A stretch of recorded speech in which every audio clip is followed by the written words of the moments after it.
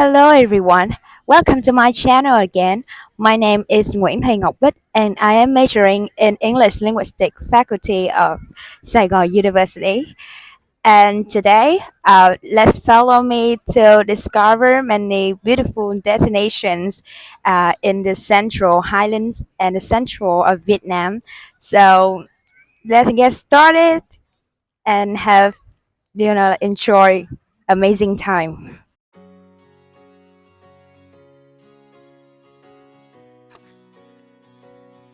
Day 1. Our day kicked off with journey to Nha Trang, where the beach awaited us with thrilling activities. In the middle of the day, we took a break at Ninh Thuận, soaking in the beach views while enjoying a well-deserved lunch. And by the afternoon, we found ourselves at a stunning Nha Trang beach and engaging in a fantastic team building section with our school. That was so much fun, especially the dance section.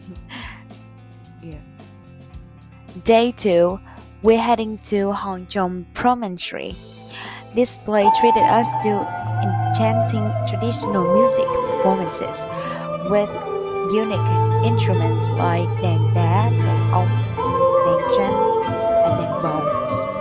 I have to say that these talented artists totally had me mesmerized. Stepping on the rocks, I literally intrigued by the exotic appearance and mysterious layout of the rocks, and also enchanted by the pristine and beautiful beach. Located about 4 kilometers northeast from Nha Trang city center, Hòn Chồng is a rock heaven right at the foot of La San Hill. The rocks here have some crazy, unique shapes. And what's wild is that these rocks naturally stack on top each other, creating layers that can withstand the test of time and a mighty sea. Trust me, if you're ever in Nha Trang, this spot is an absolute must visit.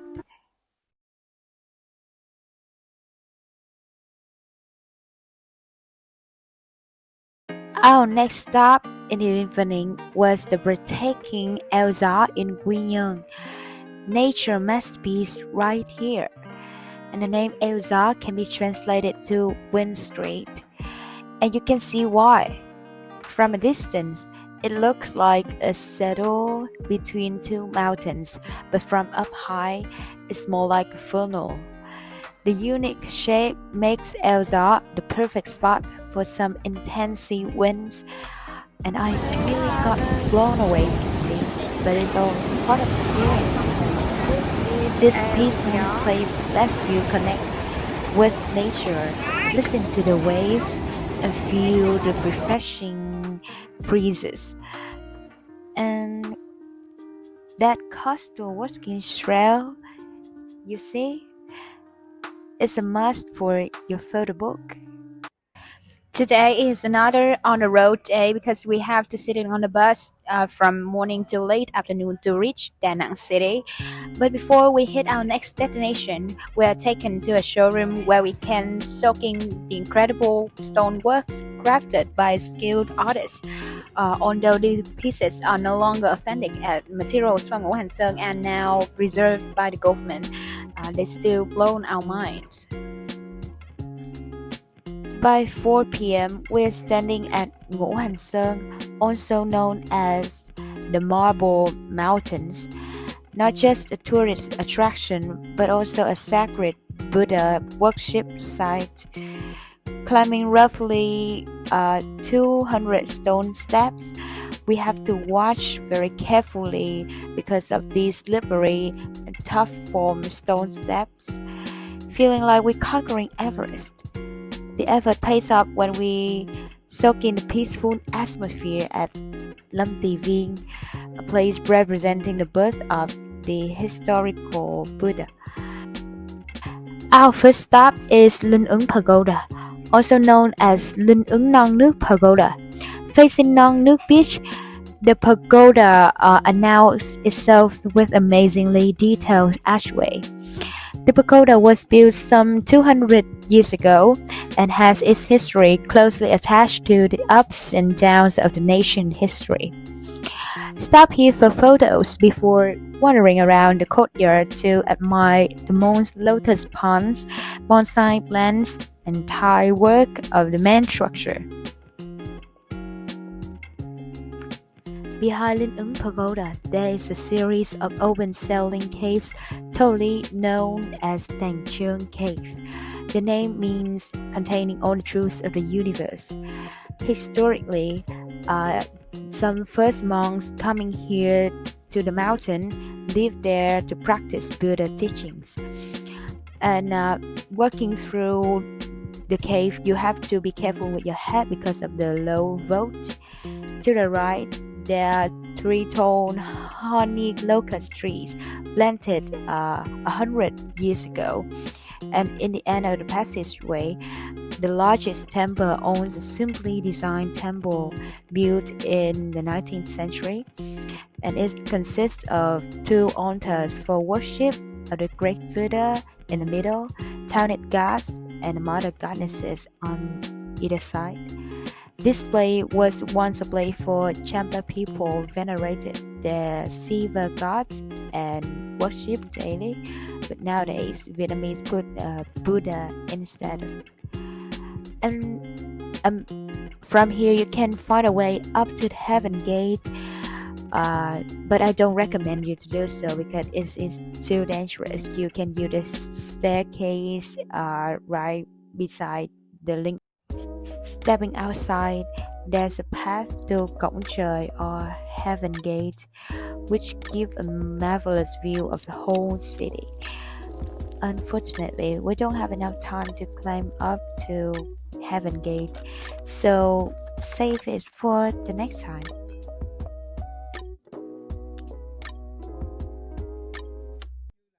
So let's get to the biggest cave here, called Huyền Không Cave, or it can be translated to Miracle Nothingness Cave. Just as we descend very first staircase into the mouth of the cave, I was deeply impressed at the mysterious and sacred ambience inside. Have you ever been enchanted with the way that light moves through natural landscapes, or how light itself is meant to bend around things and reflect just to illuminate the beautiful cave? So come with me to explore every crux of this amazing cave. If you walk further into the right part of the cave, you will find the old Trang Nghiêm Tự temple built in 1825 with 3 compartments. Bodhisattva, 3 goddesses respectively symbolize morality, wisdom, and loyalty. Huyền Không was once used as a secret base and later a field hospital for Vietnamese revolutionaries. And you can notice that around the cave there are many small stalactites created lots of natural shapes, such as an old man's face, a crane of an ostrich, or 2 elephant heads with trunks down, and that's all represented in the dim light, which give me a thrilling experience. This definitely what we came for. After some more challenging steps, we reached to the river viewing of Vọng Hải Đài. There's no words left to describe my feelings. The whole series just looked so majestic, with a view overlooking the countryside and down the coast over the beach and towards Hải Vân Pass. Admiring the whole city and immersing with nature gives me a feeling of lightness. Day 4. Our morning vibes were on point today. We woke up early in the morning to cycle along the beach. with my friends, and we had a chance to catch the stunning sunrise breaking through the clouds. Back to the hotel. The morning is all about like learning about hospitality, and we are interested to explore different room types, facilities, and hotel services. Um, as you can see, we are wearing red áo dài outfits, a traditional uniform of our English faculty. Look like we only every floor that we visited. I'm feeling proud and grateful for this unique experience. Xin chân thành cảm ơn quý doanh nghiệp đã và đại diện doanh nghiệp là ông Phan Hữu Mạnh, phó giám đốc công ty kiêm tổng giám đốc khách sạn đã tạo điều kiện để có buổi giao lưu ngày hôm nay. Có thể nói là nó sự kiện đúng để chúng ta hiểu được về cái tính chất của cái ngành nghề học của các bạn. And now, hold on to your excitement because the afternoon was a real deal. A dream tour of Hoi An ancient town that we have been counting down for ages. Walking through those golden and unwinding streets, soaking in the timeless charm and vibrant blue skies. It's like a painting come to life thanks to the magic of time.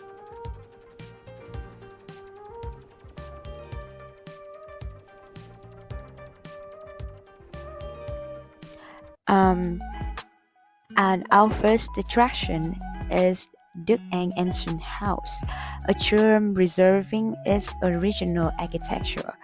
The moment I step in, the scent of moss and old woods hit me, so nostalgic. Đức An means upholding ethics for peace, had a rich history. In the late 19th century, it was a hub for nationalistic figures like Phan Chu Trinh, spreading revolutionary ideas. And fast forward to the 20th centuries, it became a meeting place for patriots. And let's talk about architecture. The tub-shaped structure, nhà ruộng style, wooden frames, tile roofs, is a historical masterpiece, passing through the compartments for trading, living, and worship.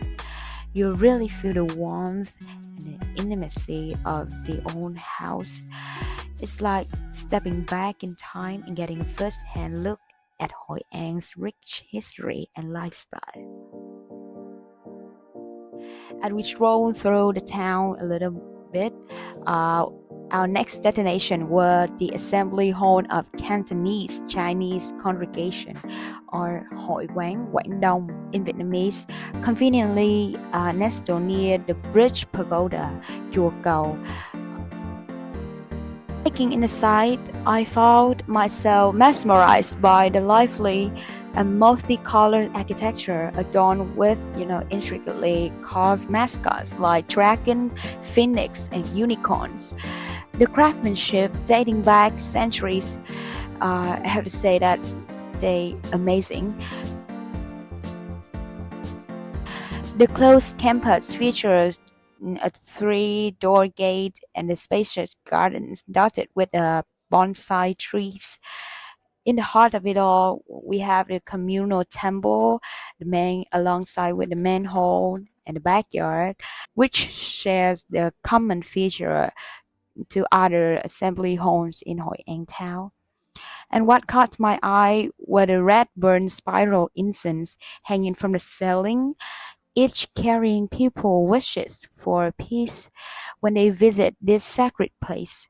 So how about we leave a wish for ourselves and see if dreams really do come true in this enchanting place?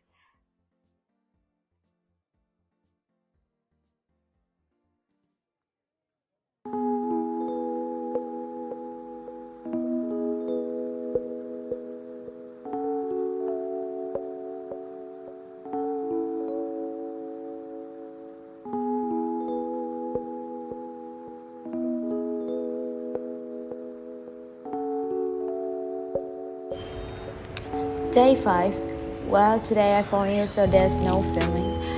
We just take a long road to Phú Yên and pay the night before getting to the next destination.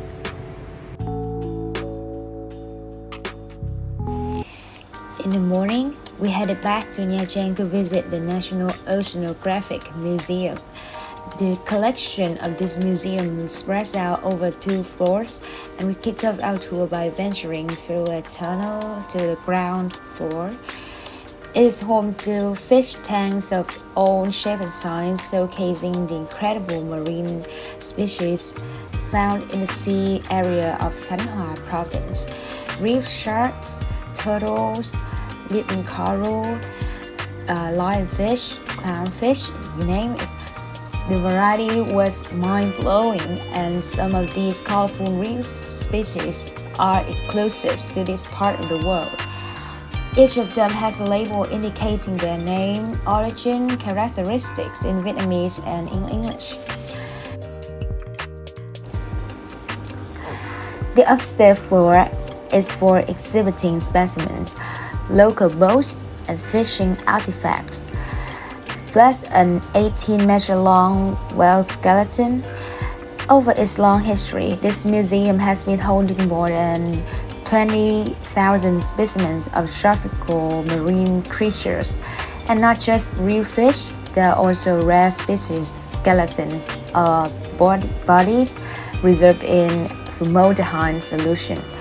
I've come out this experience not just with newfound knowledge about our lively underwater friends, but with a deeper understanding of the need to preserve and protect our oceans.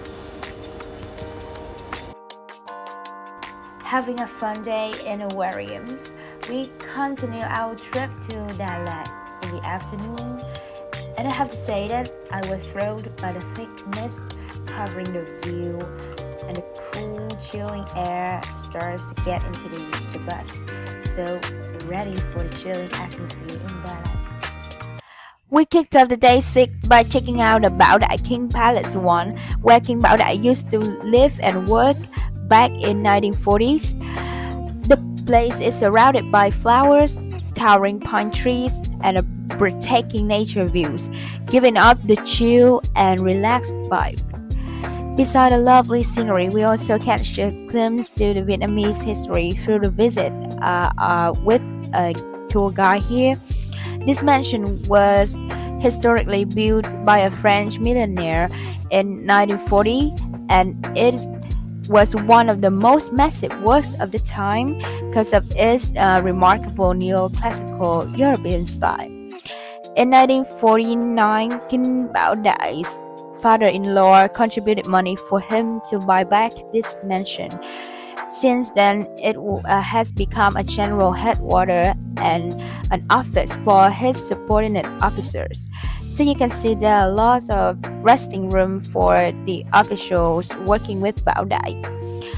And don't forget to visit the outside playground because there are a lot of chances for stunning photos.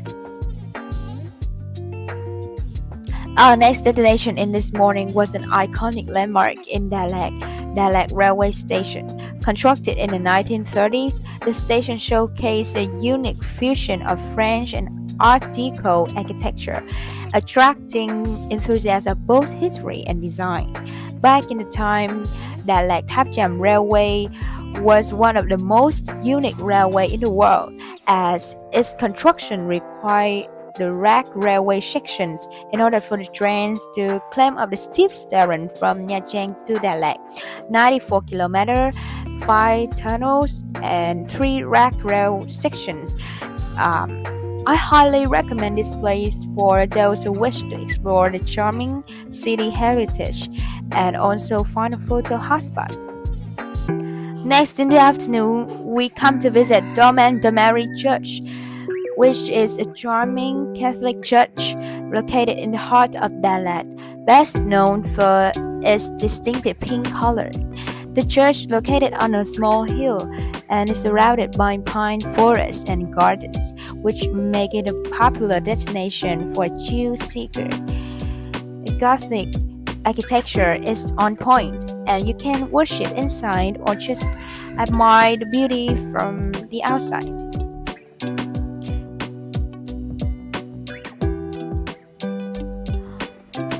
finally, we head up to Lang Biang Mountain, the roof of Dalat City.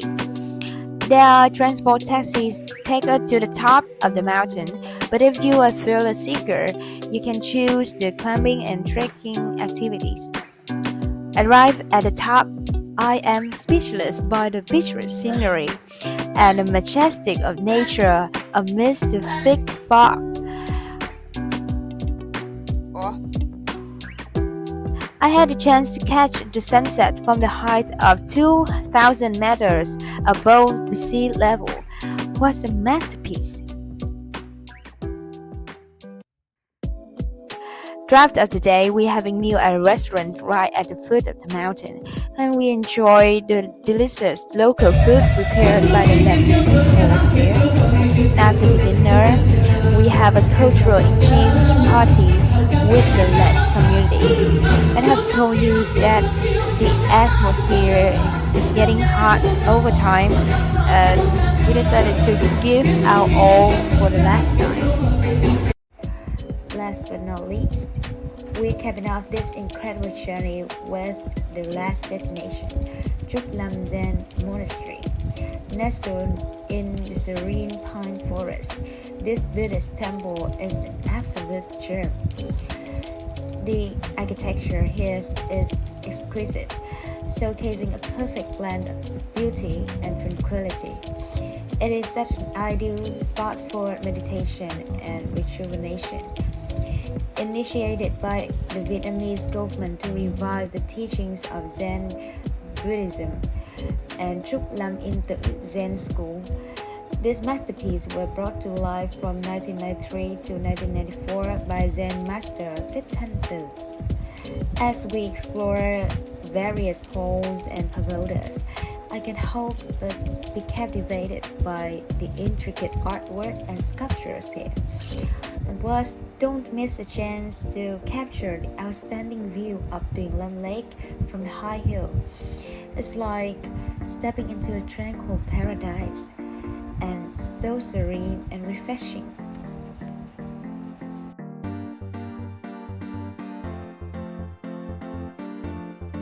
Next one, we got a special mission that is interviewing some foreign visitors about their experience traveling in Vietnam. So, can I ask about your experience in Vietnam?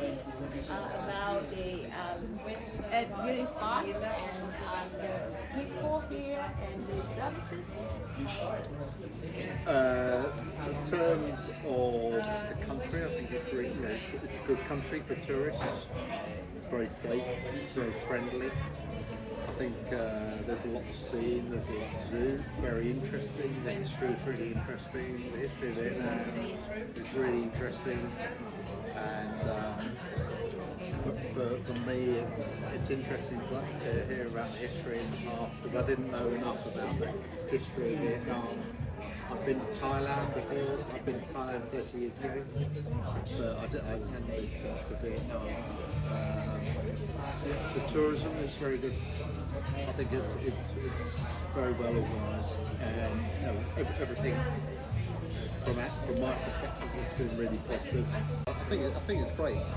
I just hope they keep some of this uniqueness within the country and don't develop too much on the beaches. Some of the big development that's coming forward looks a little bit scary, and development will happen very very quickly. I think because the economy's booming here and things are going to change very fast. What interests you the most when you visit the thing Vietnam, like the food or the people? The people. So I already met Vietnamese people in Perth, and they are so lovely people. Yeah. So I thought I'm gonna get along with them. Yeah. And then also the landscape, the environment. The landscape. It's very, very very green, very stunning. tropical. Yeah. And then I got surprised with the level of the development that is in Vietnam. I didn't expect that, but I initially came attracted by the people. Yeah, so great. And I think I will jump to the last question. Is it, do you think the tourism in Vietnam can have any development? I think it's quite big, the tourism. I found a lot of tourists everywhere. Yeah. But I'm also surprised that Yeah. it's a lot of local tourism. A lot of Vietnamese traveling within the country, Yeah. which is great to see and meet people from other areas. Yeah. In terms of improvement, I don't think so.